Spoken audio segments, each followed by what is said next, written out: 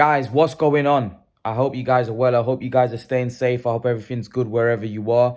I hope you guys are keeping well. I hope you guys are staying safe and everything's good wherever you are. Guys, there's some big news. Big news.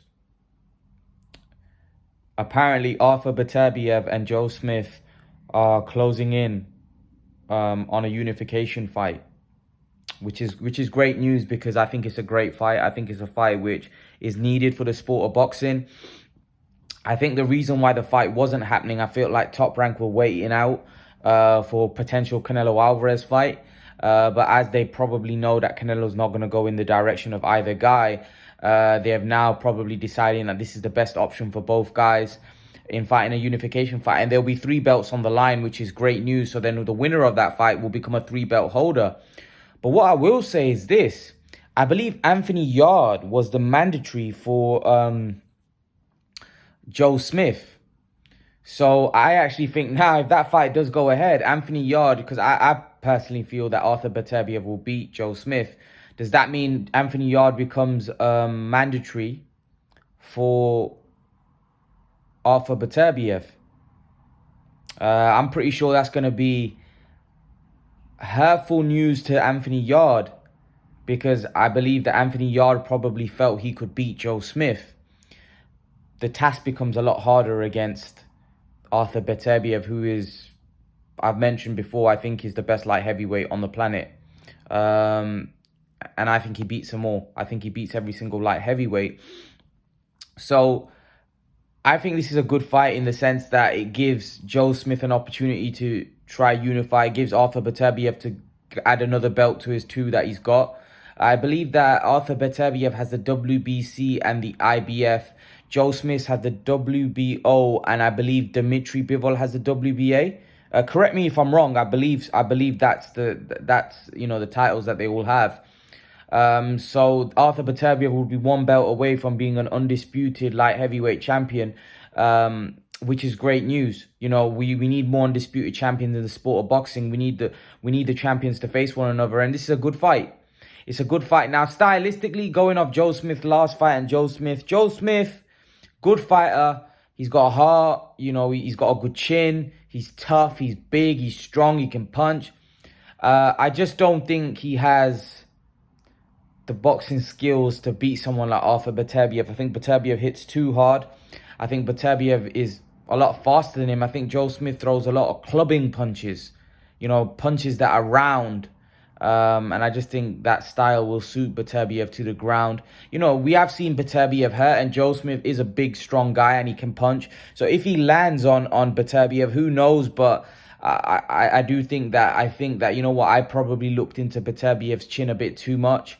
I think he got caught with a good shot against Callum Johnson, got back up and stopped him. You know, Callum Johnson is a banger, he can punch, you know. So I think maybe I was looking too much into that. I actually think Beterbiev chin isn't as what people make out. I think people say that Beterbiev's got a suspect chin.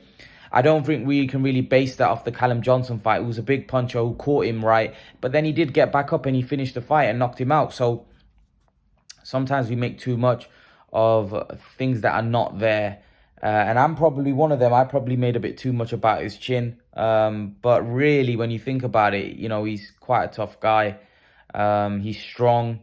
And I just think this is stylistically, I think it's a horrible fight for Joe Smith.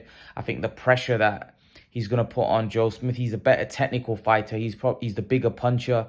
Yeah, I just don't think this is going to go down well. I think Beterbiev will stop him probably in 5-6 rounds, if not earlier, if I'm totally honest with you. Look, everyone's entitled to their opinion. I'd love to know your guys' opinion. But I think it's a good fight. I think it's a great unification match. And the great news is that it also means that if Canelo does move to 175 pounds, he won't have to do as much work. Now, listen, the fight that we really want to see, excluding Canelo, is Arthur Beterbiev with Dmitry Bivol. Will this fight make that fight closer? I don't think so. Because Bob Arum has already stated that the Bivol fight is not a fight that they're that interested in. Bivol's not a fighter who really pleases the crowd. Nobody's really interested in the fight, according to Bob Arum, which a lot of boxing fans were saying that's a blatant duck, because all of the boxing fans want to see him fight Bivol. You know, that is a fight. And there's a lot of people that actually think Bivol can beat Beterbiev because Bivol has the skills and the movement that could cause Beterbiev problems. I don't. I think Beterbiev would walk him down and beat him up, if I'm totally honest with you. I think Beterbiev is too strong.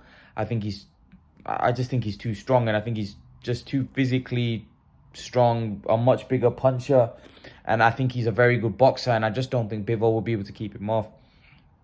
That's my opinion, but it's a fight that I think is obviously a lot more competitive than the Smith fight, which I think I don't see Smith beating Beterbiev. I think Beterbiev wins that fight handily, if I'm totally honest with you. But I think it's good news. It's good news that we're going to get a 3-belt holder in the light heavyweight division. But the main thing is now is for them to fight Bivol after that. If Beterbiev wins like we expect him to, he needs to fight Bivol. You know, they need to find a way to make that fight rather than say, oh, well, Bivol's not really a fan-friendly fighter. Bivol's not this, Bivol's not that. You know, those excuses are excuses of the past. Nobody wants to hear stuff like that. Nobody wants to, you know, hear about, oh, Bivol's, you know, not a fan-friendly fighter. Bivol's this and that. People want to see a fight. People want to see, you know, the best fight the best. You know, and the best in the light heavyweight division as of right now is Bivol and Beterbiev. We want to see those two fight. You want to see those two fight. You know, so I'm particularly not really interested in, oh, you know, well, Bivol's not a fan-friendly fighter. What does that fight do? You know, it doesn't really do big numbers. Who cares? I don't care. I want to see it as a boxing fan. Why do promoters are stopping fans getting the fight they want? In the light heavyweight division, excluding Canelo Alvarez, if you were to ask anybody what is the fight to make, it's Arthur Beterbiev v. Bivol. We don't want to hear as boxing fans that, oh, well, you know, Bivol doesn't really sell. It's not really an exciting matchup. We don't want to hear that. We just want to see the best fight the best. And that's all we want to see. If you're willing to make Beterbiev v. Smith, Beterbiev and Bivol is a much better fight because Bivol is a better fighter than Smith. Bivol beat Smith, if we're not mistaken. So we want to see that fight. We don't want to hear excuses about, oh, well, Bivol's not that good, or Bivol's doesn't really sell, you know, he's not really a fan-friendly fight. We don't want to hear that nonsense. You know, we want to see the best fight the best, and Bivol is one of the best, so we want to see Beterbiev in there with him. That's what we want to see. We don't want to hear the nonsense about, oh, well, you know, come on, please. It really irritates me and frustrates me when promoters say that. I get that they're in the business of making money, but at the end of the day, you need to give the fans what they want as well. And unfortunately, they don't really give the fans what they want. They make excuses about, oh, well, this, because they know it's a dangerous fight. Because obviously, but Arum knows that the Bivol fight's a dangerous fight for Beterbiev. If he used to lose that fight, all of a sudden, Arum has no control over the light heavyweight division. And all of a sudden, Bivol will have all the belts, and he's with a rival, a broadcaster and promoter. He's with Eddie Hearn, I believe. And now all the belts will be with DAZN. So, you know, sometimes a lot of promoters want to keep everything in-house, but that's not of the benefit of for the fans. You know, the fans don't benefit from that. We lose out because we don't get to see the best fight the best. So hopefully we get the Bivol and Beterbiev fight if Beterbiev is successful against Smith. Or who knows, if Smith wins, hopefully we get Smith-Bivol. We've already seen it once. I want to talk about another fight which is happening this Saturday. It's Chris Eubank v. Liam Williams. Obviously, Liam Williams, you know, the guy that fought Demetrius Andrade and put in a very, very good performance. A valiant effort by Liam Williams in that fight. He's now coming up against Chris Eubank, which is a great, great fight. It's a fight that I think is going to be... It's been a bit underlooked, actually. And a lot of people are writing Williams off in this fight. A lot of people are saying Eubank is going to destroy him. I personally favour Eubank. But I will say this.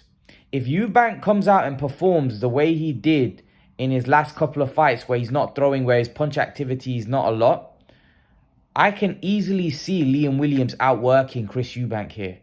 and winning a points decision. Because Eubank at times confuses me and he fights very bizarrely. I don't quite understand. Like against Chris Morrison, I saw his performance against that southpaw that he fought last.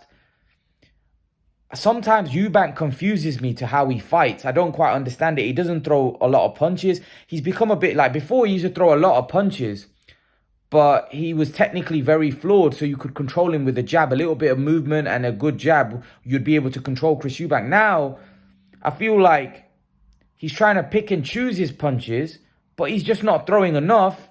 And at times, he's looking awful. He just doesn't look great, you know. So I don't know. I'm a bit confused because Liam Williams is a lot better than what he's been fighting.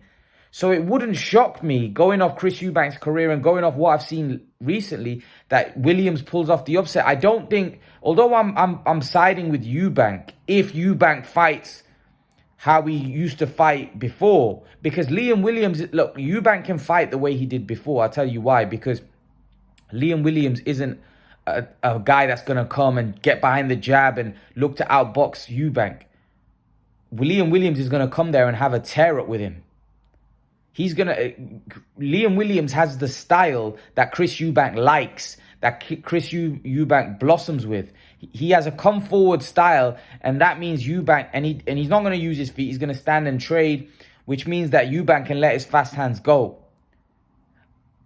However, if Eubank tries to be smart and tries to box and try to, you know, actually go in there and try to pick and choose, Liam Williams might easily outwork him. It wouldn't shock me if Liam Williams outworks him and wins a points decision. You know, he's not going to stop Eubank. Eubank's got a granite chin. I don't think Eubank, will he stop Williams? Possibly. I think if there is a stoppage, it's Williams getting stopped. But I actually think Williams has got a pretty good chin. He showed that against Andrade. So I don't really see Williams getting stopped either. So for me, this is a fight that actually goes to the cards. And like I said, if it does go to the cards, it wouldn't shock me if Liam Williams pulls it off. Just because of what I've seen recently of Chris Eubank, where he's trying to pick and choose his punches. But by doing that, his punch output is his punch output, he hardly throws punches. He hasn't got a lot of punch output, which means that the other guy could outwork him. Especially with someone like Liam Williams, who's going to throw a lot of punches. And Liam Williams, for me, is going to put it on him. He's not going to wait. He's going to put it on Chris Eubank. So this is a very intriguing fight. Very, very intriguing fight. And one that I think that people are overlooking Liam Williams. I do think Eubank is the favorite, and I favor him, but by not a lot. Especially the way Eubank's been performing of lately. If Eubank performs the way he did against in his last fight and the Morrison fight, I think we could well see an upset here. An upset is not out of the question in this fight. If Eubank fights the way he did early on in his career, for me, I feel like I would favor him a lot more. Just because I think Williams has the style which Eubank likes to face. But of recent performances, Eubank's been fighting a bit weird. Like he's picking and choosing his punches. And I just don't think he's that intelligent a fighter where he can do that. I think he needs to become the old Chris Eubank, the raw guy that throws fast hands, let his hands go, try to outwork his opponent. You know, I don't really think he's got the kind of athleticism of a Roy Jones where he can pick and choose. And he's not. I don't think he's anywhere near as athletically gifted as Roy Jones. You know, Roy Jones had brilliant feet, not just fast hands. He was just a unique fighter. You know, so I think Chris Eubank should do what he does best rather than, you know, try to emulate somebody else who he can't, by the way, because that guy was just different skill set, different level of a fighter. So yeah, leave your thoughts in the comment section below how you see this Williams-Eubank fight playing out. I don't think it's as one-sided as what some people think. I actually think it's a far more competitive and far more tougher fight for Eubank than what people are giving Williams credit for. But leave your thoughts. Let me know what you think in the comment section below. How do you see this one playing out? Hit the subscribe button, guys. Smash the like button. Share the video. And I'll see you all in the next video, guys. Take care and peace out.